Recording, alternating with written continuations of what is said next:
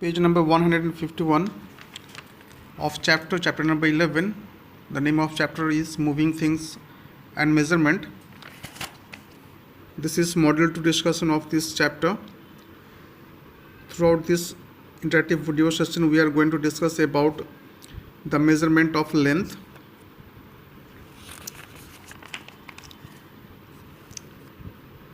Measuring the length accurately. Here is the question of measuring the length of a rectangular block, and the question is what are the different precautions should be taken while measuring the length of a rectangular block. There are 4 different precautions that we need to consider while we are going to measure the length of a rectangular block. And the another question is, can we measure the length of a curved line? The answer is no, but there is an alternative way. By using the thread, we can measure the length of a curved line. Up to this we will discuss in this module 2. We have heard the foot rule scale. The foot rule scale is used for the measurement in our day-to-day life, and this foot rule scale is made up of wood, plastic or the metal. This foot rule scale generally measures nearly 30 centimeter length.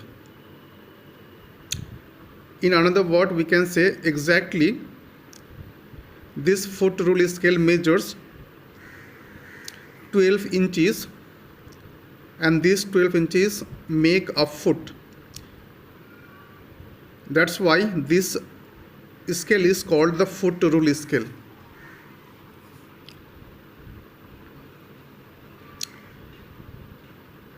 Before adopting the meter as the unit of measuring the length of anything, under the metric system, there were different units used before, such as the inches, the foot and the yard. These are the 3 different units which were in use before adopting the meter unit under the metric system of the measurement. But don't forget that still now the foot is being used for measuring the length. By side by side of using the meter under the metric system of measurement.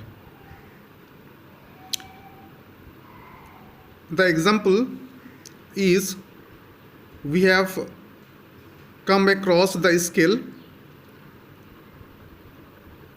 measuring the 50 centimeter in our geometry box. We can easily find a scale in the geometry box that can measure up to 50 centimeter length.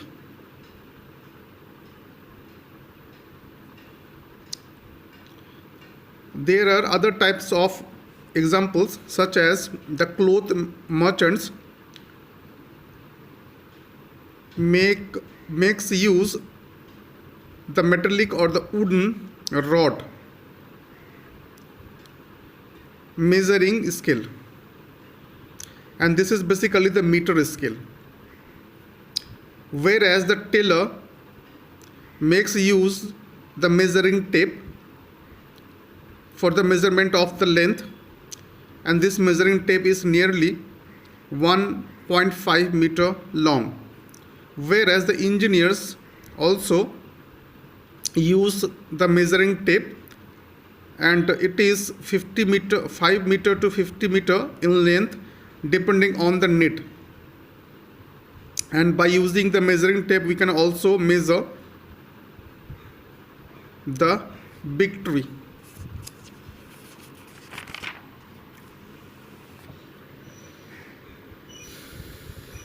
It has been proved that there is no error while we are going to measure the length by taking the help or with the help of the tape, measuring tape. That means while the measuring tape is used for the measurement of length of anything, it has been found that no error is observed. But while we are going to measure the length with the help of the ruler scale, and this ruler scale can be made from the wood, we should take a special care while we are going to place the measuring scale on the object which to be measured. Only for the ruler scale we should take a special care, and we should place very carefully the ruler scale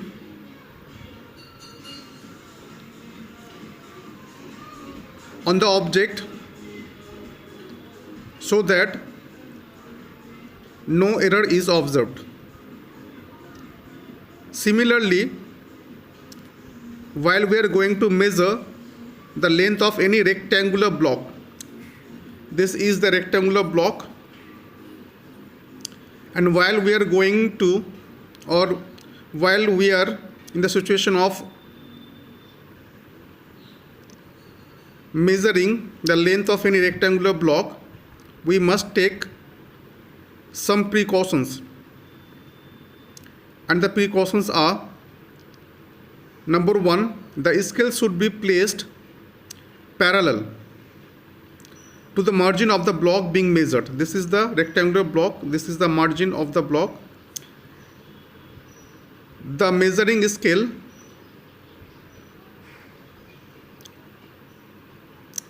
should be placed parallel against the margin of this rectangular block. This is the placement of the scale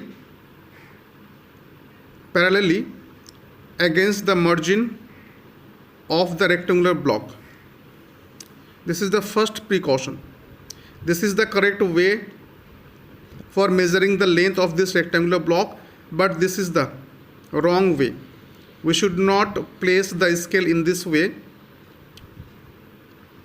We should place the scale parallelly against the margin of the rectangular block, and this is the correct way of measuring the length of the rectangular block. This is the first step, or we can say the precaution that we need to consider or should be taken. The second one is the zero mark on the scale. This is the zero mark on the scale should coincide with the starting end of the block. Now what's the position of the starting end of the block? This is the starting end or point of the block, and this is the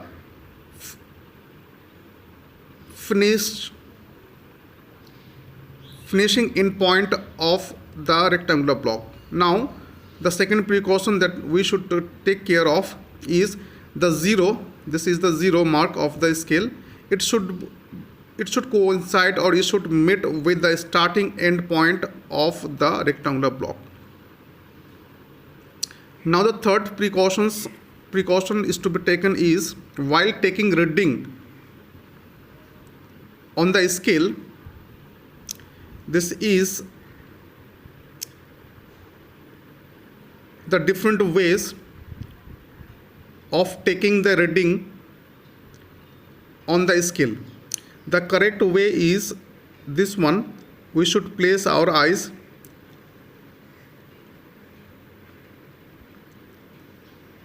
on the scale parallelly. This is the wrong method. We should not place our eyes in this way, the inclined way. This is also the wrong method, but this is the vertical, we can say this is the vertical position of the eye. This is the correct way of measuring on the scale, and this is called the observing eye. This is the A is the correct observing eye while we are taking reading on the scale, and this observing eye should be in the line with the point on the scale which to be recorded. This one, the correct position of eye while we are going to making use of reading of the scale. This is the third one. We should take care of the eye. And the last one is the better way to measure is to place the scale vertically on the object. Vertically. When we are using a thick scale,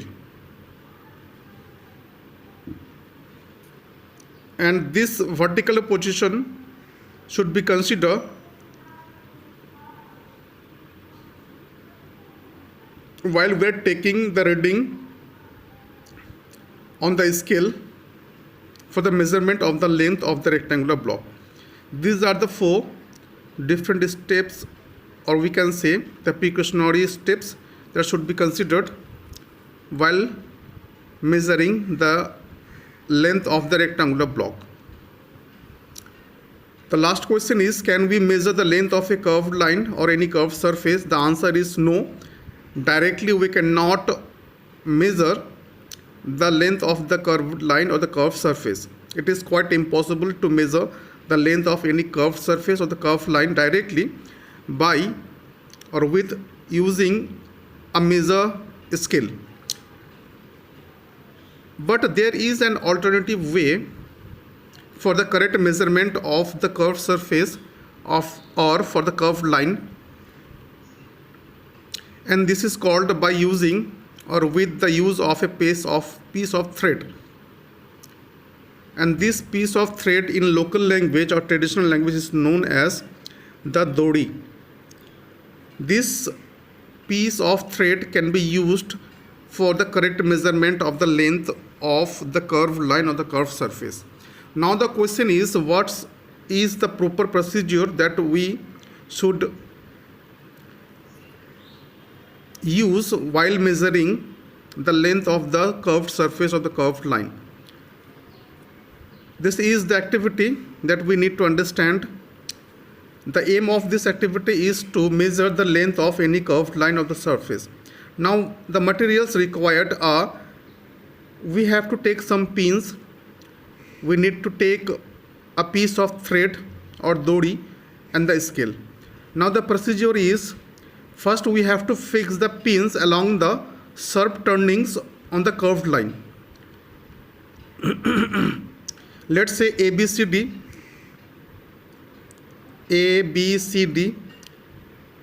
This is the diagram, or we can say the picture of fixing the pins along the sharp turnings on the curved line. This is the curved line. In the first step, we have to fix the pins along the sharp turnings on the curved line. This is the curved line, and this is the sharp turning. We need to place first fix the pins along these sharp turnings of the curved line. In the second step, we have to take the thread, the piece of the thread or dori, and we need to place it along the curved line. This is the dori, and it has been placed along the curved line. And then we can also fix the thread on the curved line by making with the use of the pins. That means pin can be fixed along the line of the curved line by placing the thread, the piece of thread. Now we have to consider the two endpoints of this curved thread. This is the first endpoint or the mark endpoint of the curved thread, and this one B is the another endpoint of the curved thread. We must consider these two endpoints of the thread, and these two endpoints running from, let's say, A point to B point. Now we have to measure the length between these 2 points, and this is the measurement of the length of the curved thread. This is how we can measure the length of the curved line. In our next video, we will discuss about the different types of motions. Thanks for watching.